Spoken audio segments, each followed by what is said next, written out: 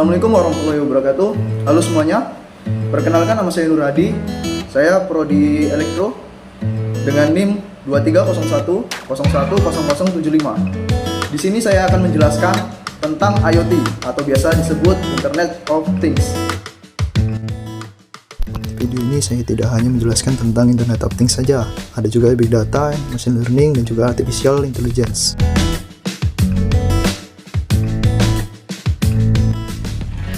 Internet of Things adalah sebuah media yang menghubungkan seluruh perangkat elektronika dalam suatu internet.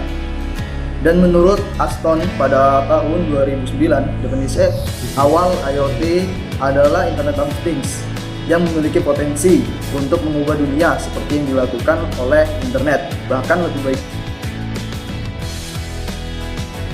Adapun manfaat dari IoT tersendiri, yang pertama adalah optimasi efisiensi. IoT memungkinkan pengumpulan data secara real time sehingga proses bisnis menjadi lebih efisien. Yang kedua adalah kenyamanan dari keamanan. IoT dapat meningkatkan kenyamanan dan keamanan dalam kehidupan sehari-hari, misalnya dengan adanya smartphone. Yang ketiga adalah kualitas hidup yang lebih baik. IoT membantu meningkatkan kualitas hidup dengan solusi cerdas untuk kesehatan dan lingkungan. Adapun beberapa perangkat dari IoT. Yang pertama adalah sensor. Sensor adalah alat utama atau komponen utama dalam perangkat IoT yang mengumpulkan data dari lingkungan sekitarnya.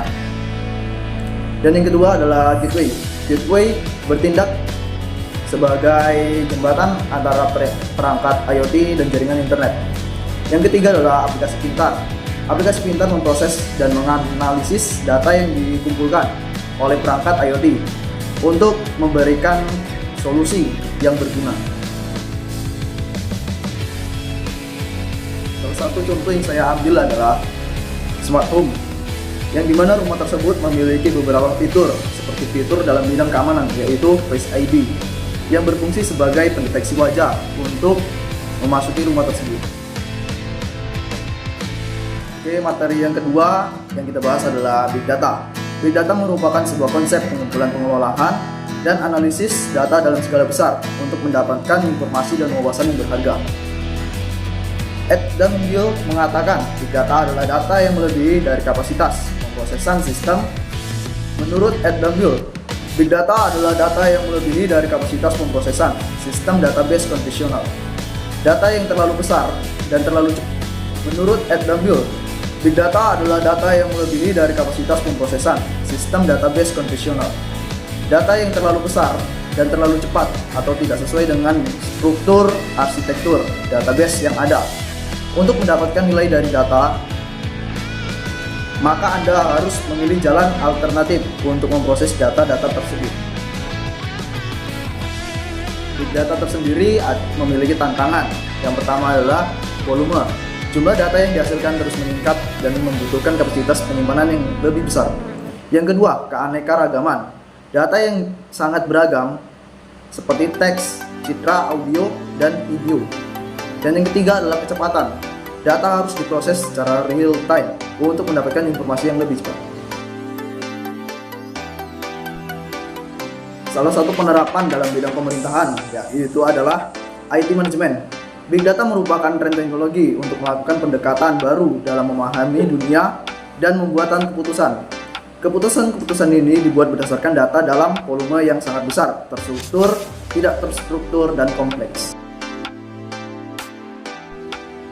Materi selanjutnya yang akan kita bahas adalah Machine Learning.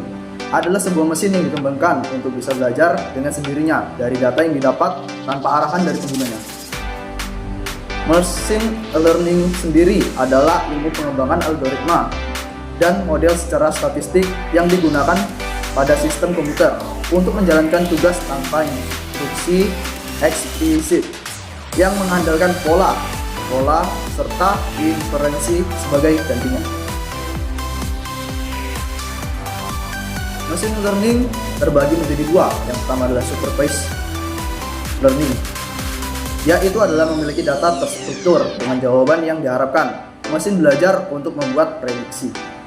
Dan yang kedua adalah Unsupervised Learning, yaitu adalah tidak ada informasi jawaban yang benar atau yang salah, dan mesin belajar bagaimana menemukan informasi yang digunakan dari data. Adapun contoh yang saya ambil, yang pertama adalah kategori terhadap email, yang kedua adalah saran pencarian di Google, dan yang ketiga adalah rekomendasi di marketplace.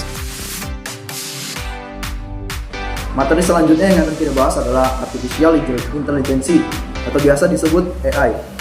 AI adalah kecerdasan yang ditambahkan kepada suatu sistem yang bisa diatur dalam konteks ilmiah. Didefinisikan sebagai kecerdasan buatan entitas ilmiah. Artificial Intelligence atau AI adalah kecerdasan buatan. AI merupakan teknologi yang dirancang untuk membuat sistem komputer mampu meniru kemampuan intelektual manusia.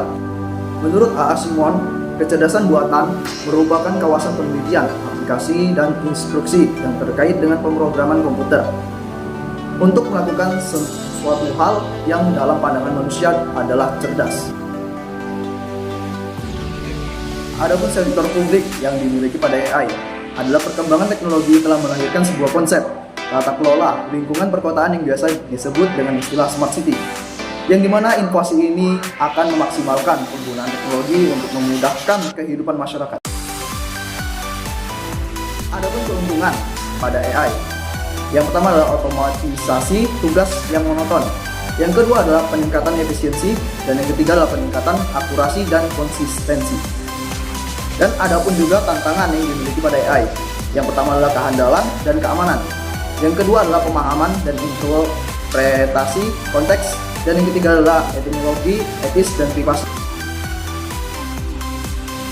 Adapun contoh yang saya ambil dari AI tersebut adalah game online. Teknologi AI dalam game online mampu memberikan pengalaman yang menantang bagi para gamer. Salah satunya adalah game NPC yang memiliki reaksi dinamis terhadap perlakuan dari player. Selain itu, player experience modeling juga digunakan untuk melakukan balancing secara dinamis berdasarkan dari skill si pemain tersebut.